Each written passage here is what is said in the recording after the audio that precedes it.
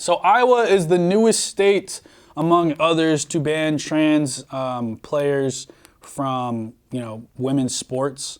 Some other states include Texas, Arkansas, and Florida, who've basically barred athletes from, playing women's sports and others, like, women being in men's sports and stuff like that. And they defined gender, I believe it was the sex in which they were born with. So this is an interesting thing. I personally think, in my personal opinion, I just think that trans people should be able to have like their own league. I mean, I look at it like it's just like, men have their own league, women have their own league. I mean, especially if, you still have attributes of a certain sex that make you significantly better at that sport, then I think at the end of the day, you should either be able to compete with, if you can't compete with the women and you're a trans woman, then at the end of the day, why don't you just have your own league? Like the trans women's swimming league or the trans women's soccer league, stuff like that. Because at the end of the day, I mean, what we're seeing is, that one trans guy or trans girl from Stanford that like is dominating the sport. Like wasn't anybody in men's swimming. It's like 400th in the country or something. Just became a transgender and is like number one in the world for college sports. I remember hearing about that. Yeah, I vaguely remember hearing about that. I think, man, there's no easy solution because I don't want to ban or bar anyone from, especially kids, from competing in sports. Because that's just, kids, almost every kid should be in sports or some form of like physical activity aside from a PE class. But again, it's that other thing of like, is it really fair? Because at the end of the day, so there's no easy solution. Yeah, like they're gonna win. Like that's just how it is. Like this trans person was still like a competitor to even be on a college team before in college. Might not have been the best in the sport, was still a competitor, and then changed genders to a woman, and now you're dominating the entire sport. Where now like all these people who were biologically women now basically have no chance against this person. And there's like multiple people trans people in that collegiate sport that are just dominating the competition. And it's just like it gets to the point of like, what's the point of women's sports then if someone can just change their gender and then completely dominate it? You know what I mean? Yeah, a bunch of people have gotten disenfranchised.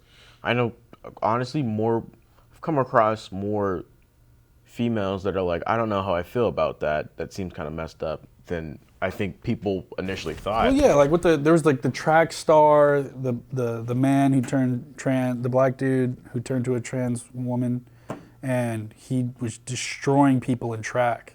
And I think he got to the point where in her state, it got banned, right?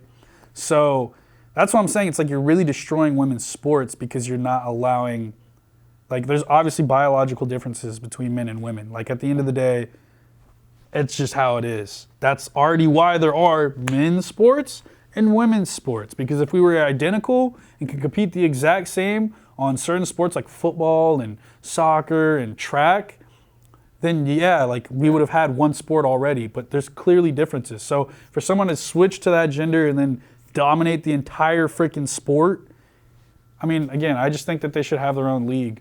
I think there's gonna have to be, in order to compromise and find a happy medium between that would satisfy both parties, or the majority of people, they're gonna have to either, like you said, create more leagues or create a league that is just pretty much all gender. Anyone can come in, whoever wants to compete can compete.